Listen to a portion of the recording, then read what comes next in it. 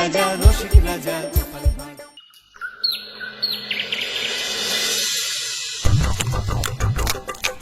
এবারে আমের ফলন বেশ ভালোই হয়েছে। এবারে শাশুড়ি মায়ের জন্য কিছু না নিয়ে কেজি 5 আম নিয়ে যাব। মানে কেন? কেন মানে কদিন পরেই তো জামাই ষষ্ঠী, আম কাঁঠাল এসব নিয়ে শ্বশুর বাড়ি যেতে হবে না? মা গতকাল চিঠি লিখে পাঠিয়েছেন যে এবারে জামাই ষষ্ঠী করছেন না। কেন? কারণ আমার মা তোমাকে জামাই বলে মানতে পারছেন না। তুমি সারা বছর এত অপকর্ম করে বেড়াও, তাই আর কি। শাশুড়ি মা আমাকে এভাবে অপমান করলেন? আমি এই রাজ্যের মন্ত্রী। মন্ত্রীমশাই,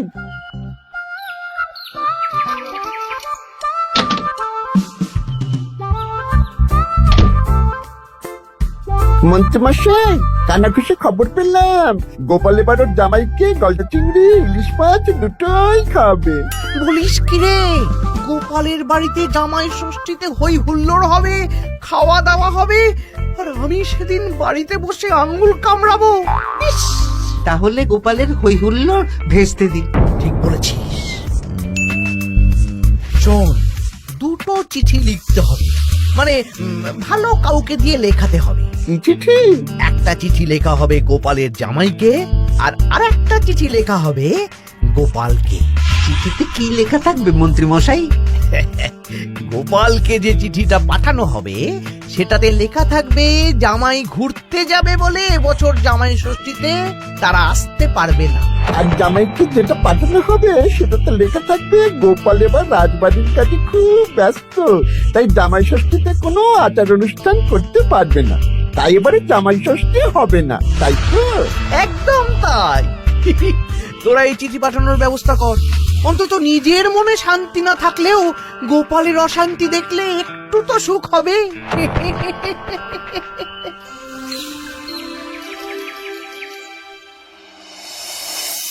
আমরা জামাই ষষ্ঠীতে আসতে পারবো না বলে কার চিঠি পড়ছো গো?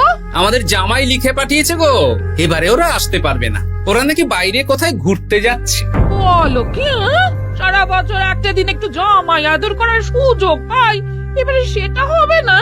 আমিও তো তাই ভাবছি গিন্নি, জামাই বাবা জীবন ঘুরতে যাওয়ার আর সময় পেল না। আমার মনটা খুব খারাপ লাগছে গো। আমি কিভাবে জামাই আদর করবো গো?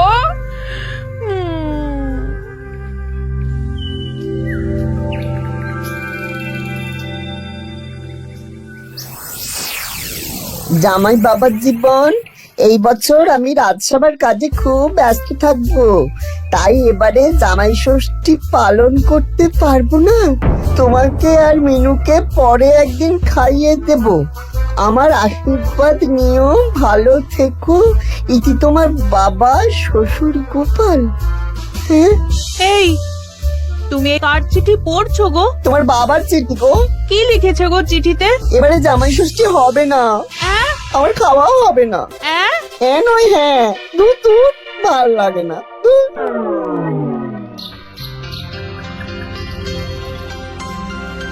সবার খবর কি বলো? খবর খুব খারাপ মহারাজ। কেন গোপাল? কত আশা করেছিলাম এবার একটু জাঁক জমক করে হই হই করে জামাই ষষ্ঠী পালন করব, কিন্তু সেটা এবারে আর হবে না। কেন গো গোপাল, তোমার কাজে কে আবার বাধা দিল? জামাইকে ডাকো, খাওয়াও, সেদিন রাজসভা ছুটি থাকবে, কোনো চিন্তা নেই। যদি জামাই না আসে তাহলে জামাই ষষ্ঠী কি করে হবে মহারাজ? হ্যাঁ, জামাই ছাড়া জামাই ষষ্ঠী? না না না, তা কি করে হবে? আমি বিয়েই করিনি, তাই আমার এই জামাই ষষ্ঠী সপ্তমী কিছুই নেই। আমার শ্বশুর বাড়ি এত দূরে মহারাজ যে কি বলবো। আমি এবারে যাব না। ওই শ্বশুর বাড়ি যাওয়া আর যুদ্ধ করতে যাওয়া আমার কাছে একই ব্যাপার। ও, তা মন্ত্রী, তোমার কি খবর? আমি এখনো কিচ্ছু ভাবিনি। জামাই ষষ্ঠী এখন কদিন দেরি আছে তো, তাই আর কি। বেশ বেশ, ঠিক আছে। আমারও ছুটি চাই মহারাজ। বেশ বেশ, শুধু তোমার কেন, জামাই ষষ্ঠী উপলক্ষে রাজসভার সবার জামাই ষষ্ঠীর আগের দিন থেকে জামাই ষষ্ঠীর পরের দিন পর্যন্ত ছুটি থাকবে। খুশি তো? খুব খুশি।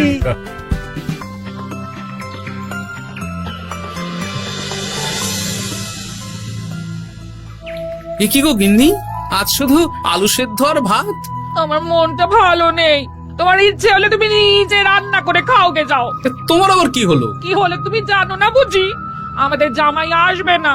প্রত্যেক বছর উপোস করে থাকি, জামাই বাবা জীবনকে খাওয়াই। জামাইকে খাওয়ানো কত কত পুণ্যের কাজ। ও, এই ব্যাপার। তুমি খাওয়াতে চাও তো? শোনো গিন্নি, আমার মাথায় একটা বুদ্ধি এসেছে। এতে তোমারও পুণ্য লাভ হবে। কি বুদ্ধি শুনি? আমাদের রাজ্যের বেশ কয়েকজন জামাইকে খাওয়ালে কেমন হয়? মানে যারা ধরো জামাই ষষ্ঠীতে শ্বশুর বাড়িতে যেতে পারবে না। মানে এই যে ধরো না, আমাদের সেনাপতি তো দূরে শ্বশুর বাড়ি বলে এবছর যাবে না। ওকে বা ওর মতন আর কয়েকজনকে যদি জামাই ষষ্ঠীর দিন আমরা খাওয়াই, তাহলে কেমন হয় গিন্নি? তাহলে তো বেশ ভালোই হয় গো।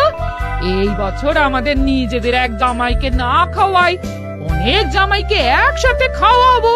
হ্যাঁ, বেশ, তাহলে তুমি গ্রামে কয়েকজন জামাই খোঁজো। ঠিক আছে গো, ঠিক আছে। আমি আজ বিকেলে দেখছি।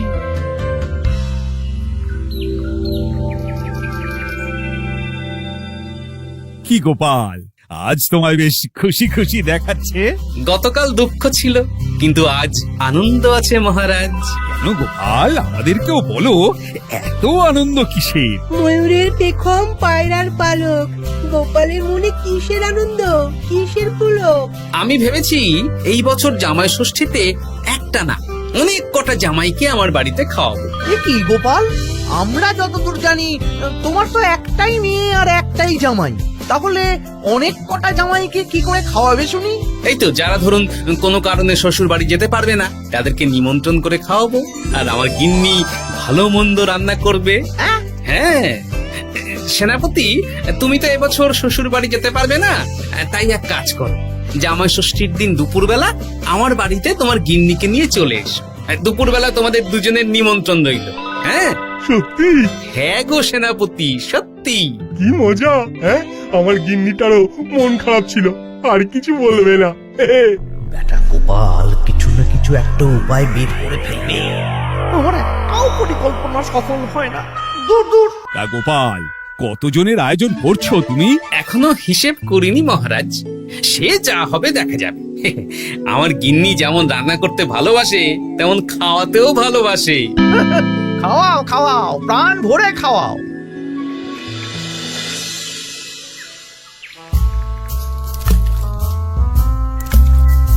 আমার প্রত্যেকটা পরিকল্পনাতে গোপাল এইভাবেই জল ঢেলে গেল চিরকাল। কি আর করবেন, ছেড়ে দিন। ও আপনার চিরশত্রু, চিরশত্রু থাকবে। না না না না না, ছাড়া যাবে না। তোরা বুঝতে পারছিস না, এইভাবে গোপাল গণজামাই ভোজন করিয়ে কত মান সম্মান বাড়িয়ে নেবে। হ্যাঁ, আপনার কুটবুদ্ধি আর গোপালের শ্রীবৃদ্ধি হবে। একদম বাজে কথা বলবি না। মাঝে মাঝে বুঝতেই পারি না তোরা কার দলে। একেবারে আপনার দলে। আমাদের উপরে খাপ্পা হবেন না, আমরা গোপালকেই ধাপ্পা দেব। বেশ বেশ, শোন তাহলে, গোপাল যখন এত লোকজনকে খাওয়াবে, তখন নিশ্চয়ই বাজার দোকান ভালোই করবে। হ্যাঁ, তা তো করবেই। গোপাল তো আর নিজের ঘরের ভিতরে চাষ করেন না, সবই বাজার দোকান থেকেই কিনতে হবে। তোরা আজ থেকেই সব দোকানে দোকানে খোঁজ নিতে শুরু করে দে, গোপাল কোথায় কি কি বায়না করছে। আচ্ছা, তারপর ওই মালপত্র বাজার দোকান থেকে আর গোপালের বাড়িতে যেন না পৌঁছয়, সেই ব্যবস্থাটা করতে হবে। মানে বলতে চাইছেন গোপাল বাজার দোকান থেকে বড় কিছু নিয়ে বাড়ি ঢোকার আগেই সেটা ওর হাত থেকে ছিনতাই করতে হবে, তাই তো? একদম তাই। যা, এক্ষুনি সব দোকানে দোকানে খোঁজ নেওয়া শুরু কর। ঠিক আছে মন্ত্রী মশাই।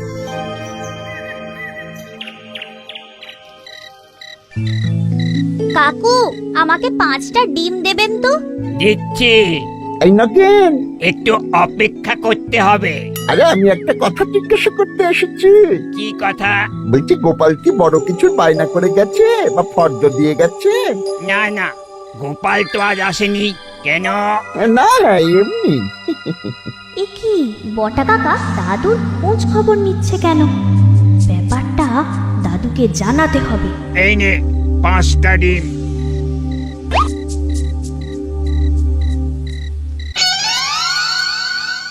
বাসমতি চাল 5 কিলো, মুগ ডাল 3 কিলো। একটু পায়েসও তো বানাবো। গোবিন্দভোগ চালটা লিখেছো তো? এই তো লিখছি। হ্যাঁ, গোবিন্দভোগ চাল 2 কিলো। দাদু দাদু, তোমরা কি বাড়িতে কোনো অনুষ্ঠান করছো?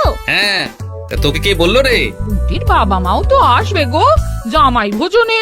ও বাড়িতেই হয়তো জেনেছে। বাড়িতে না, মুদি কাকার দোকানে। বটা কাকা একটু আগে মুদি কাকাকে জিজ্ঞেস করছিল গোপাল দাদু কোনো বায়না করেছে নাকি। বটা জিজ্ঞেস করছিল? আমি যতদূর জানি বটা তো অবিবাহিত। তাহলে জামাই ষষ্ঠীর ভোজের ব্যাপারে ওর এত কিসের চিন্তা? হ্যাঁ, তাই তো, গ্রাম থেকে তো পুটির মা, বাবা আর ভোলার বউ আসবে বলেছে। ওদিকে সেনাপতি। তাহলে এই পুটি, বলো দাদু। ওই বটা তো আমাদের মন্ত্রী মশাইয়ের ডান হাত। তুই আর তোর বন্ধুরা মিলে ওদের উপর একটু নজর রাখতো। কোনো সন্দেহজনক কিছু জানতে পারলেই আমাকে বলবি। আচ্ছা দাদু, আমি এই ডিমগুলো বাড়িতে রেখেই বেরিয়ে পড়ছি। কিন্তু খুব সাবধানে, ব্যাপারটা খুব গোপনে। আচ্ছা। আমার আয়োজন নিয়ে এত কৌতূহল কিসের? এই পুটি, সেই কখন থেকে এই ঝোপের আড়ালে মশার কামড় খাচ্ছি। চুপ, ওই তো ওরা মন্ত্রী মশাইয়ের বাড়িতে ঢুকছে। চল তাহলে জানলার ফাঁক দিয়ে শুনি। কিরে, কোনো খবর পেলি? না মন্ত্রী মশাই, এখনো অব্দি গোপাল কোনো দোকানে মালপত্রের বায়না করেনি। মনে হচ্ছে এখন ফর্দ বানাতেই ব্যস্ত। ওই ফর্দের একটা জিনিসও গোপালের ঘরে যেন না ঢোকে। সব ভেস্তে দিতে হবে, বুঝলি? সব ভেস্তে দিতে হবে। তোরা সব সময় নজর রাখ গোপালের উপর। সে তো রাখছি মন্ত্রী মশাই। গোপাল কোন দোকান থেকে একটু বেশি মাল কিনলেই হাওয়া করে দিবি, কেমন? এ নিয়ে আপনি কোনো চিন্তা করবেন না। দেখলেন তো, গোপাল আর গোপালের জামাইকে এমন চিঠি পাঠালাম, ব্যাটারা দুদিকেই বোকা হয়ে গেল। চিঠি পড়ে গোপাল ভাবছে জামাই আসবে না, আর জামাই ভাবছে আয়োজন হবে না। কেউ বুঝতে পারলো না যে চিঠিটা আপনি পাঠিয়েছেন। এইরকম ভাবেই এবারেও সূক্ষ্ম কাজ করতে হবে।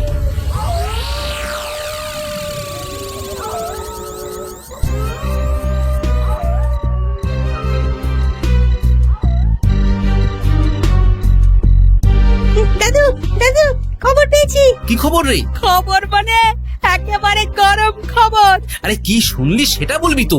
বটা কাকা আর ঘটা কাকা এখনো অব্দি গোপাল কোনো দোকানে মালপত্রের বায়না করেনি। গোপাল কোন দোকান থেকে একটু বেশি মাল কিনলেই হাওয়া করে দিবি। দেখলেন তো, গোপাল আর গোপালের জামাইকে এমন চিঠি পাঠালাম, ব্যাটারা দুদিকেই বোকা হয়ে গেল। ও আচ্ছা, এই ব্যাপার। তার মানে মন্ত্রী মশাই আমাকে টুপি পরিয়েছেন। সাবাস বাচ্চারা, সাবাস। তাহলে আমাদের এবার দাদু খাওয়াবে তো? নিশ্চয়ই। জামাই ষষ্ঠীর দিন তোরা সবাই আমাদের বাড়িতে দুপুরবেলা খাবি। আর কিছু কাজ করতে হবে, বুঝলি? কি কাজ? বলো দাদু, বলো। আমি যে বড় ফর্দ বানিয়েছি সেটা অনুযায়ী একসাথে আনা যাবে না, অল্প অল্প করে তোরা নিয়ে আসবি। আমিও আনবো। বুঝে গেছি দাদু, তাহলে কেউ সন্দেহই করতে পারবে না। একদম তাই। এবার দেখি কাউকে একটা পাঠিয়ে জামাইকে নিয়ে আসতে হবে। হয়তো জামাই আমাকে ভুল বুঝেছে।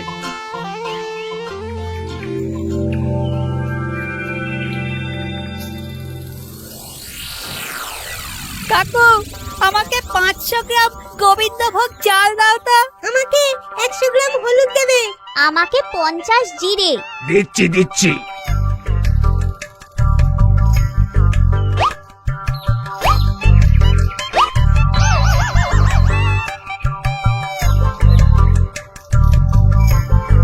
আরে ওই তো গোপাল। ভাইয়া, আমাকে 200 গ্রাম সর্ষের তেল দাও তো। দিচ্ছি গোপাল দাদা, দিচ্ছি।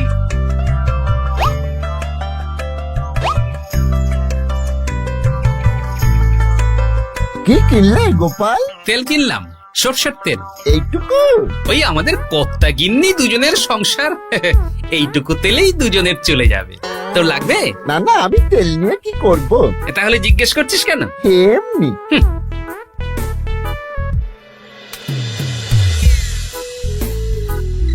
গোপাল এখনো কোনো দোকানে বায়না করলো না? না না, শুধু একবার 200 গ্রাম সর্ষের তেল কিনলো আর বিকেলে 250 গ্রাম গোবিন্দভোগ চাল।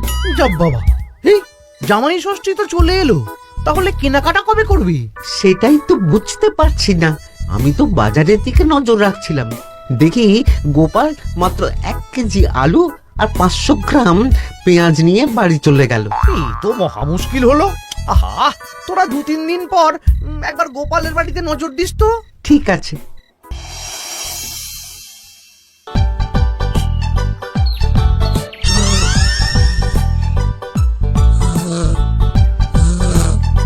মা ঘুমোচ্ছে, এই সুযোগ।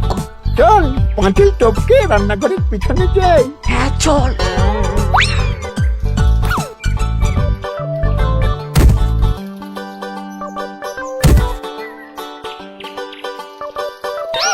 ঘটা গোপালের রান্নাঘরে দেখ, এ তো ভরপুর জিনিস, ফল, মুদিখানা, কাঁচা সবজি সব ঝুড়ি ঝুড়ি। তাই তো, চল চল চল। বলিস কি, গোপাল এত জিনিস কি করে আনলো? সেটাই তো বুঝতে পারছি না। এ কি, আমার ওপর দিয়ে বেরিয়ে গেল? শোন, মাছ, মাংস আর দই মিষ্টি তো দিনের দিন কিনতেই হবে, ওগুলো যেন গোপালের বাড়িতে না পৌঁছায়। ওটা আমরা দেখে নিচ্ছি।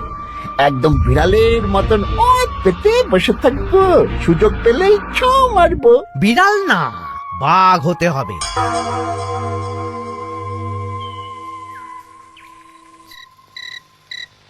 বলি আজ বাদে কাল তো জামাই ষষ্ঠী, কিন্তু মাছ, মাংস, দই, মিষ্টি, সেটাও আসবে গিন্নি। তার জন্য সুরক্ষার বন্দোবস্ত করেছি সেনাপতি আর 2 জন প্রহরীকে দিয়ে।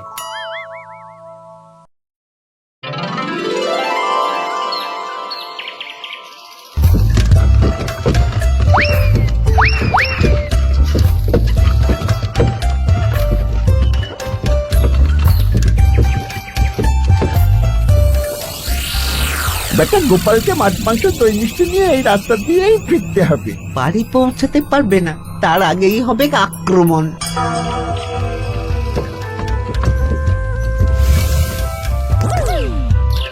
এই গাড়ি থামাও, গাড়ি থামাও। কি হলো গো? ও গোপাল দাদা, সামনে ডাকাত। 7 সকালে ডাকাত? মনে হয় খুব বোকা ডাকাত। এই গাড়িতে যা যা আছে এক্ষুনি সব আমাদের দিয়ে দাও, নইলে খেচাং ফু। গলাটা তো বটা ঘটা। কিরে, তোরা মুখে কাপড় চাপা দিয়ে ডাকাতির অনুশীলন করছিস? বাজে কথা না বলে মাছ, মাংস, দই মিষ্টি আমাদের হাতে তুলে দাও গোপাল, নইলে। নইলে কি? হ্যাঁ, তার আগে যে অন্য মজা আছে। কি মজা? কিরে, তাল পাতা সেপাই হয়ে ডাকাতি করছিস? এই সেরেছে সেনাপতি। চল বেটা, আজ তোদের জবাই হবে। ওরে বাবারে, আমাদের ছেড়ে দাও। সেনাপতি, এক কাজ কর, ওদের আমাদের সাথে নিয়ে চলো। বাড়িতে কাজের লোকের অভাব আছে কিনা। সেটাই ভালো হবে, চলো চলো।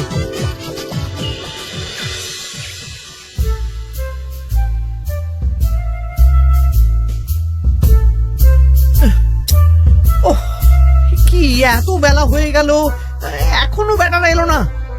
যাই তো একবার গোপালের বাড়িতে ঢু মেরে দেখি। উফ, এ কোথায় যে গেল বটা ঘটা? বাবা বাবা, খাওয়া দাওয়া কখন শুরু হবে? এই তো জামাই বাবা জীবন, মাংসটা হয়ে গেছে, বটা মাছ ধুতে গেছে, ও এলেই মাছ ভেজে সর্ষে ইলিশ বানানো হবে। উফ, আমার যা তর্স হয়েছে না। এ বাবা, এ তো বিশাল আয়োজন। এ কি, ঘটা কাঁঠাল ছাড়াচ্ছে?